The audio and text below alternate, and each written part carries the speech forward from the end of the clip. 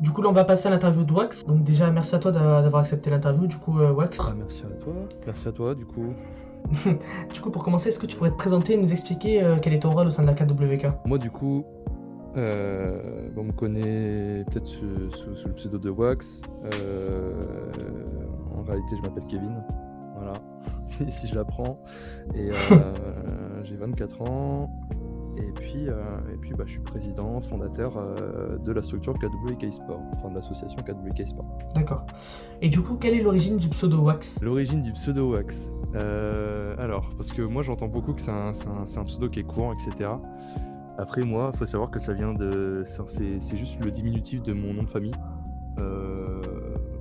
qui va dans les WAC quelque chose. Et du coup, mon père l'a toujours utilisé, ça fait 15 ans qu'il a ce pseudo-là.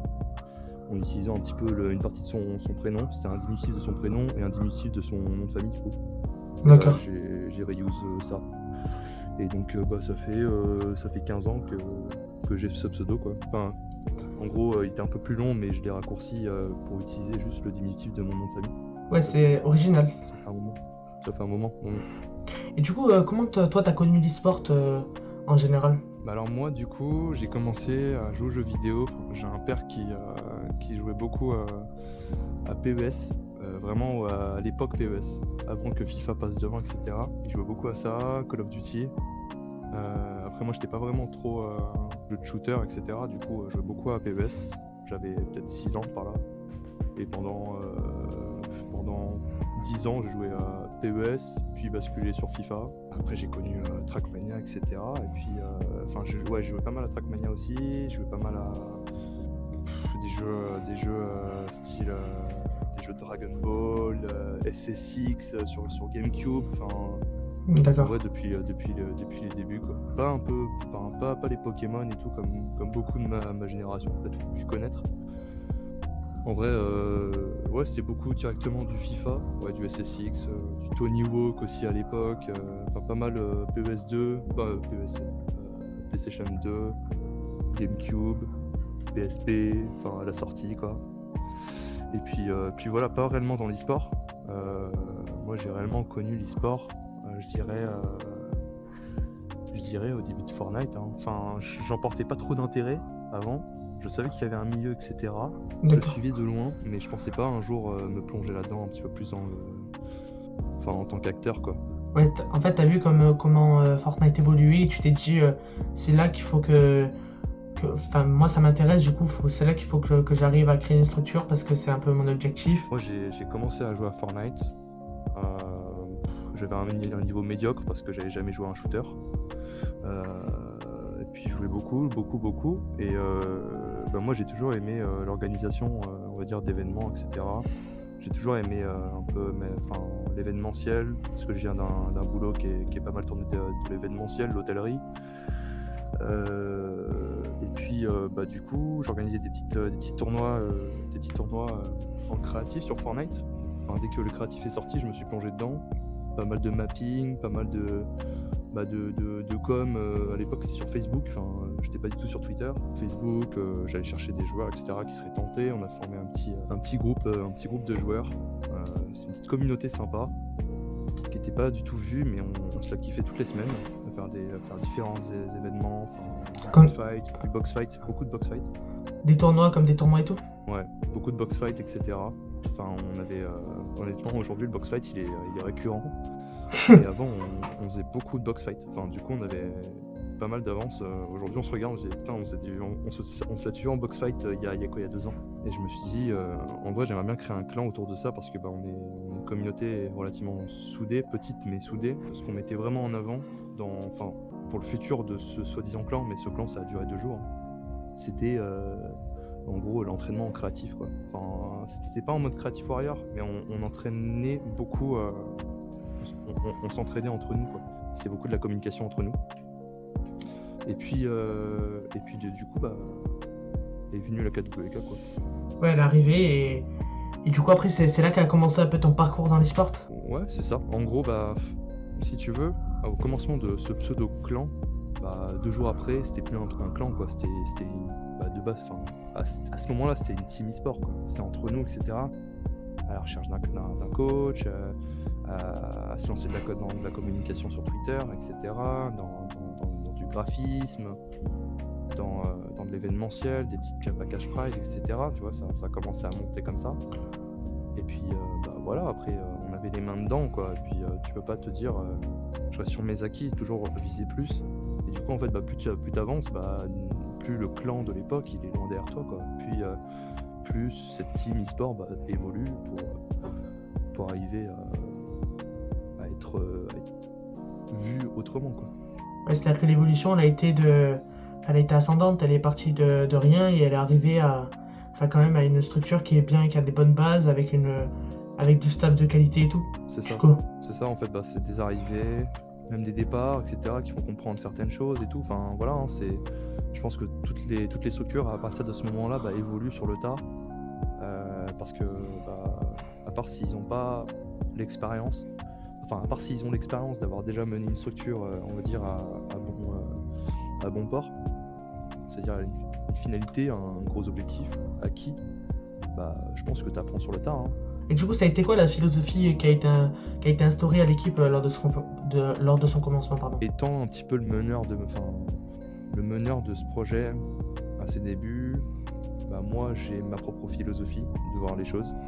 Donc forcément j'ai essayé de mettre ça, si je pouvais aider ces personnes-là, si on pouvait, on va dire, avoir la même vision des choses, qui pour moi étaient les bonnes, en gros ça se tournait autour d'une bonne communication, d'un aspect un peu plus, un peu professionnel dans ton approche, dans ton travail, beaucoup de communication et beaucoup d'aspects humains, quoi.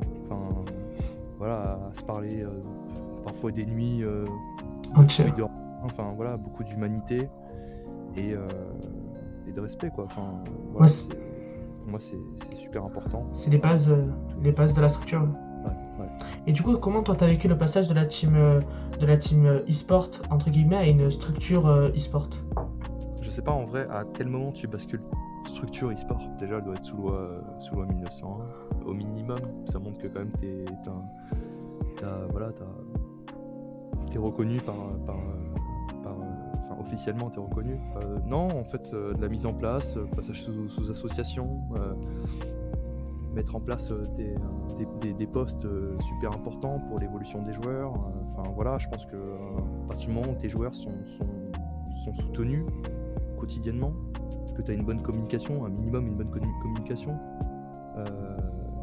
et des projets que tu vois qui sont quotidiens, je pense que voilà, tu peux dire voilà, c'est une structure e-sport qui a voilà, c'est pas démérité, quoi. Et du coup, suite à ce passage, t'as décidé à t'ouvrir à d'autres jeux?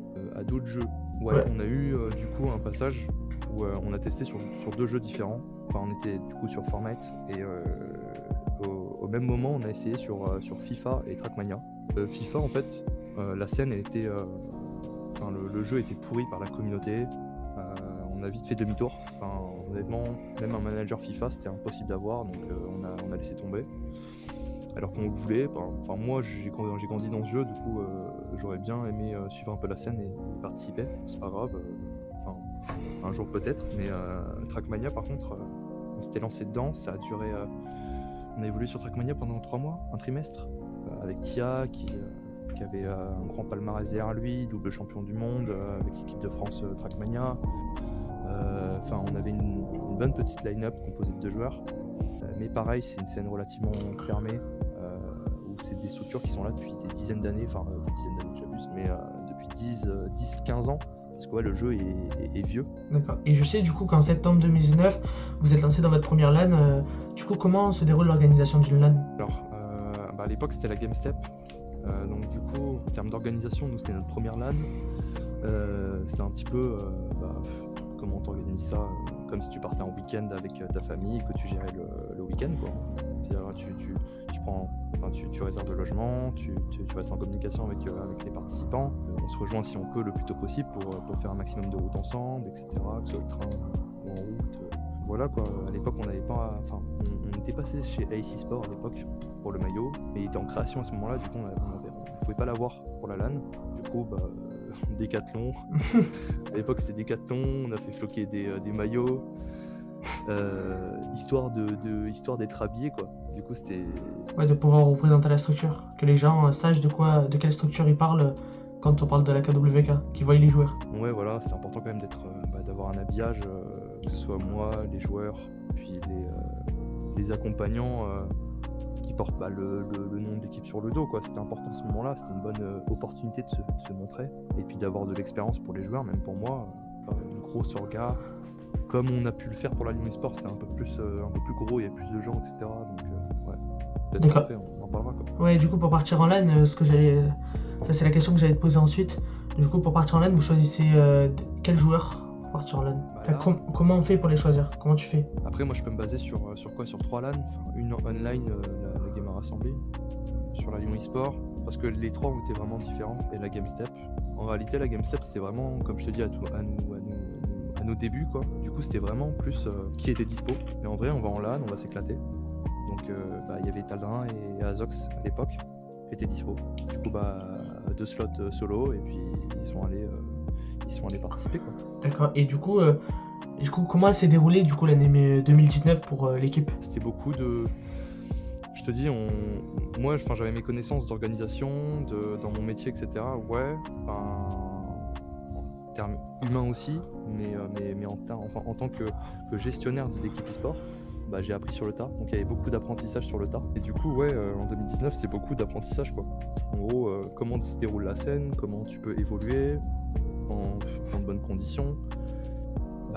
Voilà, comment gérer une association. Moi, personnellement, c'était un gros apprentissage. Gérer des déplacements, on a fait la Paris Games Week. Ça aussi, c'était une grosse organisation. Humainement aussi, tu vois, c'était beaucoup de... Ouais, on voit comment ça se passe, Twitter comment ça se passe, comment on peut évoluer pour Preshot, surtout 2020, quoi. Là, on a mis beaucoup de choses en place, quoi. Du coup, j'ai vu aussi en 2020, du coup, l'équipe elle a beaucoup évolué. Et quels ont été les points principaux réalisés en début d'année? C'est la nouvelle année. On savait qu'on était vraiment beginner en 2019. On s'est dit, forcément, pour passer le cap, il faut qu'on regarde où on a pêché. On avait pêché où? Sportivement, on va pas se mentir, que voilà, c'était un projet qui venait de loin. On l'a vu en début d'interview.